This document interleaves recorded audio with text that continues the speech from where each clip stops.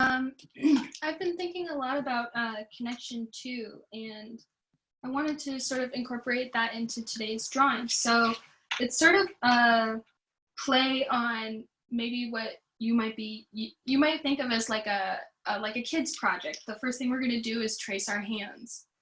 Um, so go ahead and grab a pen. I'm using this pen, but you can really use any pen because I know that's all that a lot of you have to work with. So just go ahead and follow the line of your hand. Maybe this brings back memories of preschool or elementary school for you.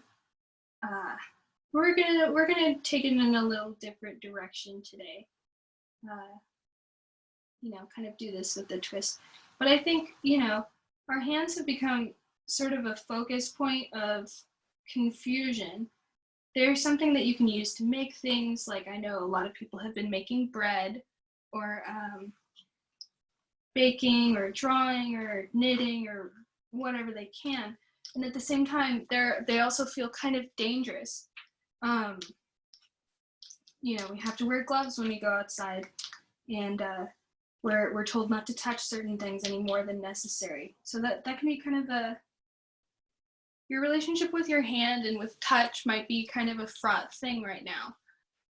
And I wanted to sort of explore that and maybe remind everyone that, it's not all bad, that your hand is still a way of connecting. So the first thing I want to do is just have you think about yourself and how, like, the idea of reaching out. And the way that we're going to express that is by creating kind of a gradient up toward the fingers from dark to light. So just start along the bottom and just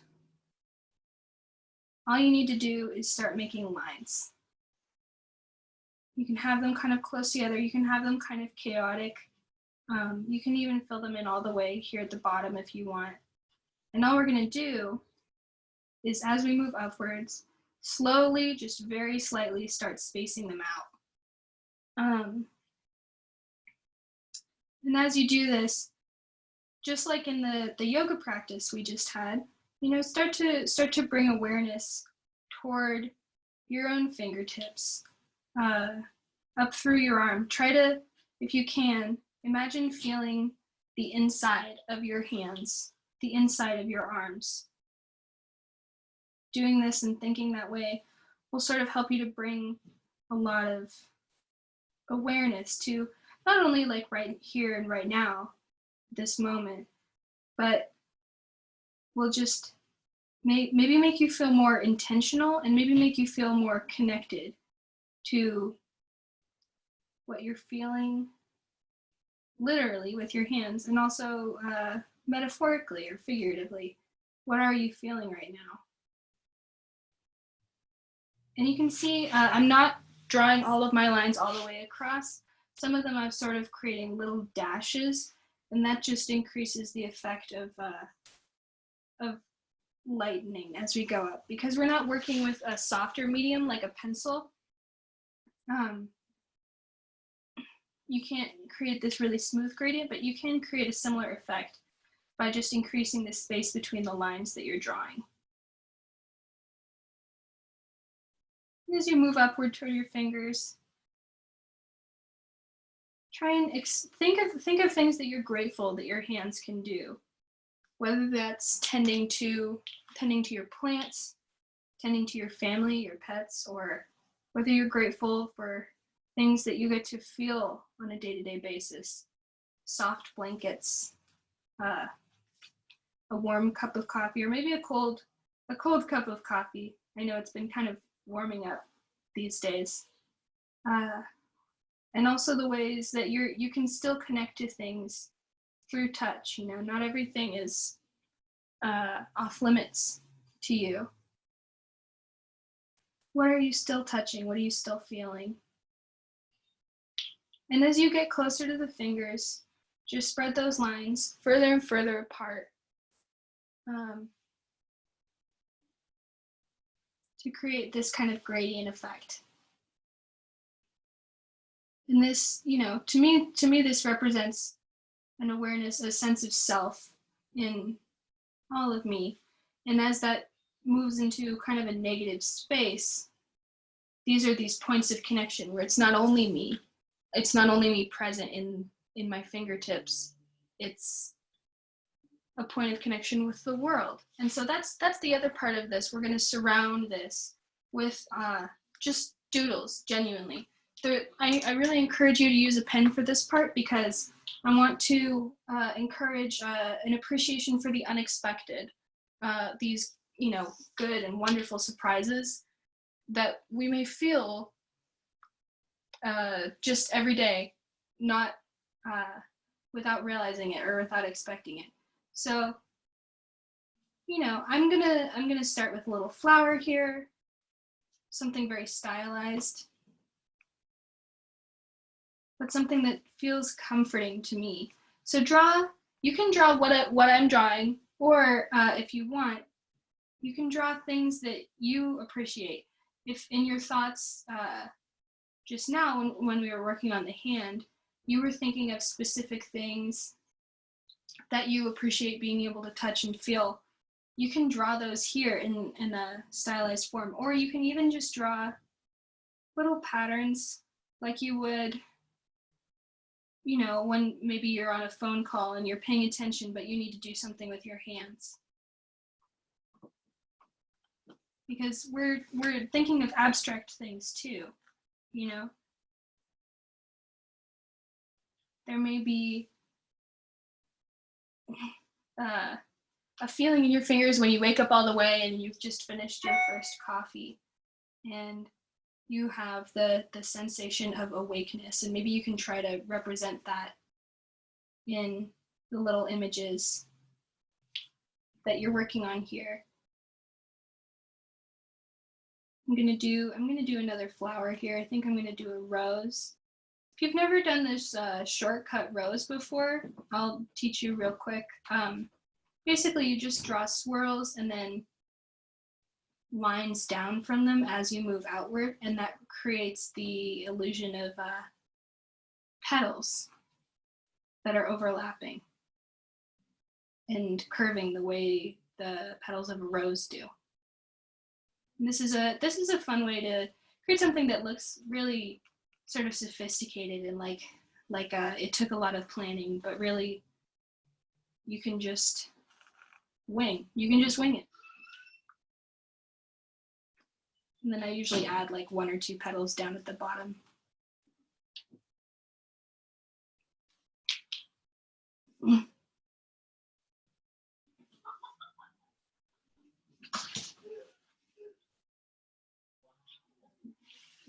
For me, I draw plants a lot because something about the fact that nothing has really changed for them makes me feel really hopeful. I don't know if anyone else can relate to that, but the plants, they just keep growing, and we owe them a lot.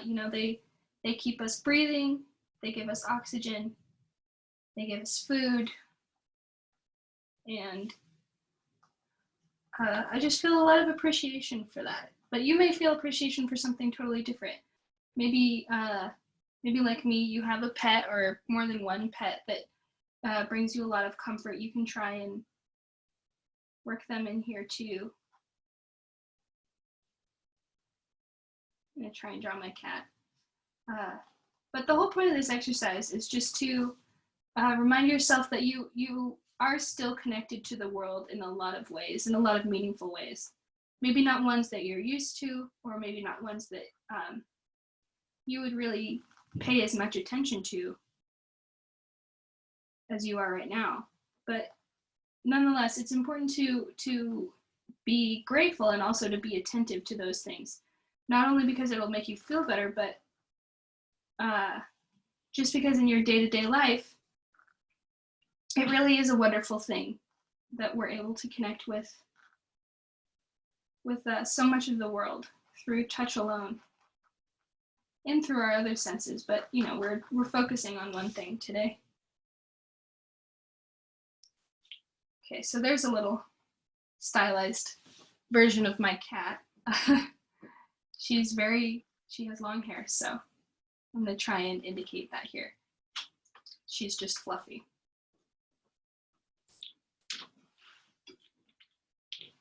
as you can see, as we fill up different parts of the page with patterns or with images or icons, what ends up happening is that this space where we left our fingers blank is standing out more starkly, and there's that contrast there between the place where we are coming into contact with the world and places where the world is coming into contact with us.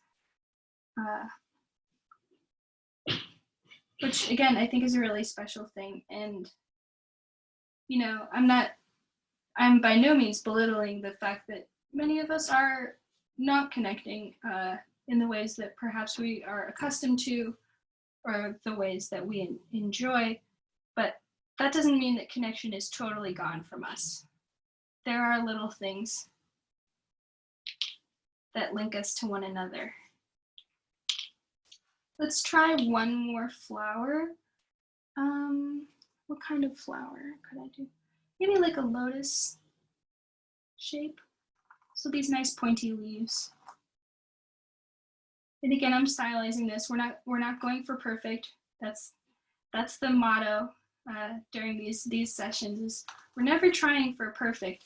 We're just trying to enjoy this process of making something. Because making things really, like, not that you know, productivity is your only source of value, but it is a really valuable thing, and it is a really hopeful thing to make something new. So that's something you can keep in mind, and if it comforts you, try and practice throughout your week.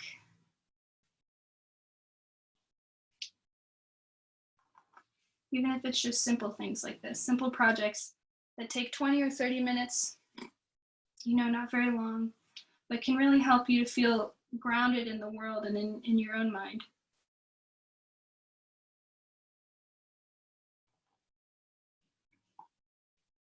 Okay, so since this is a lotus, maybe I'll just draw a little lily pad around it.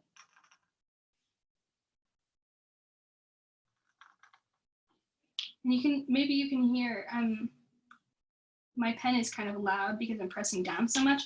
And yes, we are focused on sensation today, touch, but you can also think about and play with the ways that that sense interacts with other senses. So because I'm pressing down and, you know, my sense of touch is functioning in that way, I'm also creating something that I can experience with my ears.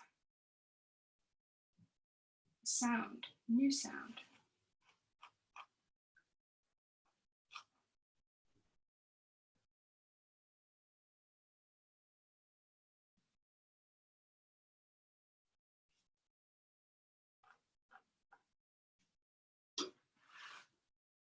You can also go back over if there are places where you feel like you want to darken lines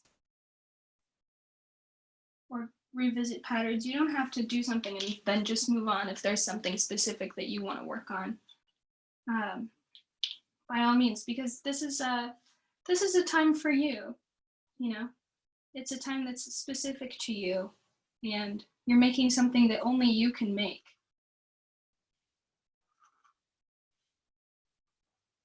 Which is special.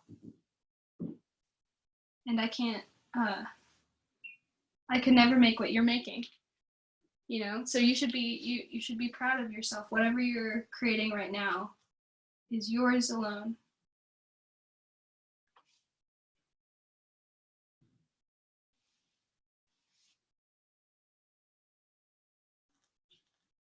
And you can, as I'm doing here, sort of make connecting pieces here to the places where sort of the you that we've made is, but I encourage you to sort of fill up this top space first. I'm gonna move this up a little bit so you can see. Fill up this top space first, because what we're really focusing on and thinking about here is touching an abundant world, much of which is still accessible to us. You know, and I like the idea that we're doing the project we're doing today is a little bit childlike, because I think it's important to work to retain that sense of fun, of childlike happiness and joy.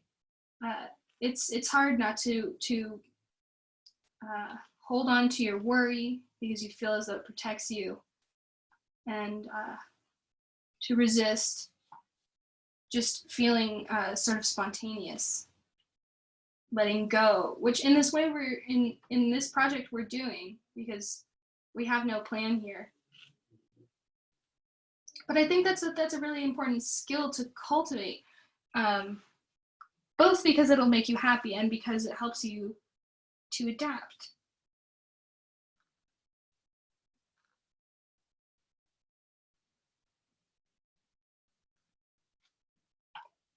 Fun is a very nourishing thing, I think. Okay, let's add some leaves to the rose too. They have spiky leaves too, but they sort of go inward more. So it's almost like a pine cone shape.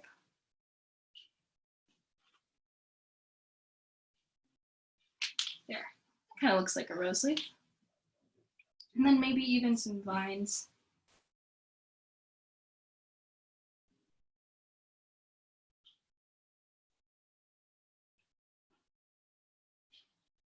I have an ivy here, which I'm always amazed by, because it's so resilient, and no matter the time of year, it's always growing, which is surprising to me because I kind of expected it to be dormant in the winter months, but instead it just grows and grows and grows, and anytime that it looks wilted, all I need to do is give it a little bit of water and it perks right up, and then it sprouts a few new leaves. So that, I don't know, there's something that feels very hopeful about that to me, that it's just willing to take the risk of continuing to bring new things into the world, and just expect and hope for the nourishment that it needs. And I think that sort of like boundless, or not boundless, but abundant hope is something that if you can bring into your life in one way or another, or even just focus on throughout your day, it can really help you to move through the day, to find things to appreciate and enjoy.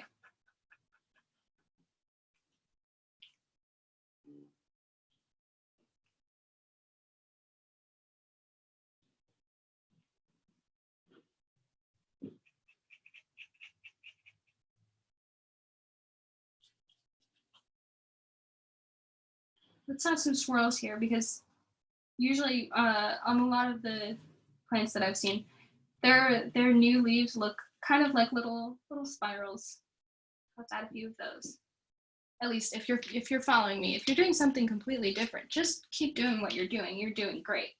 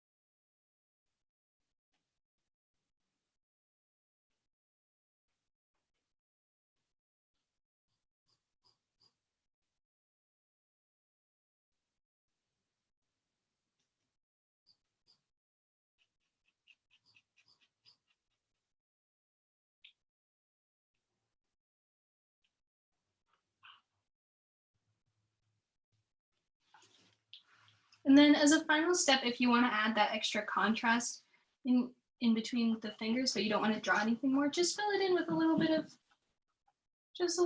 pen. Just darken those edges.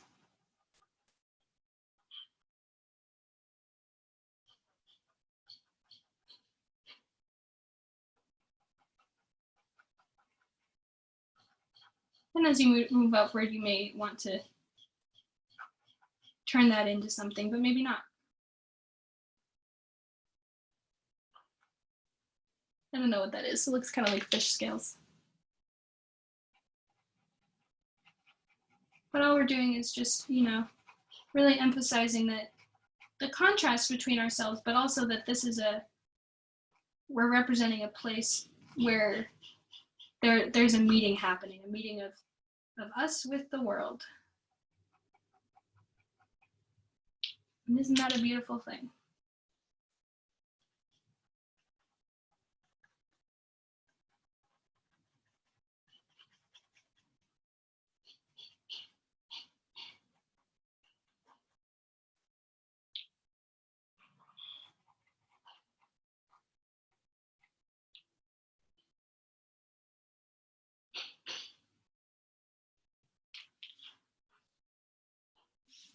And then add in any final touches that you may want to add. I'm just going to add, because it's springtime, some little, that looks kind of like a sun. I was going for pollen, but maybe they're just like little suns.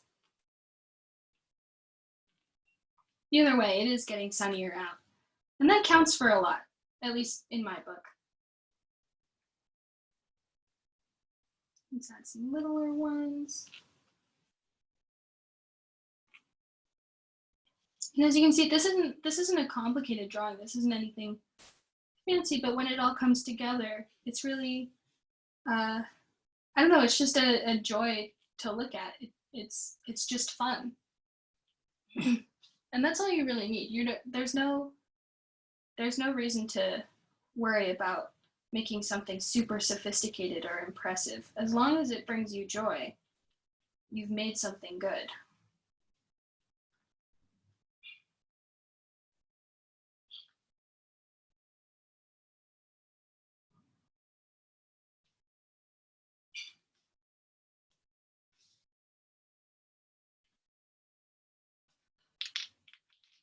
Thank you for working, coming and making something new.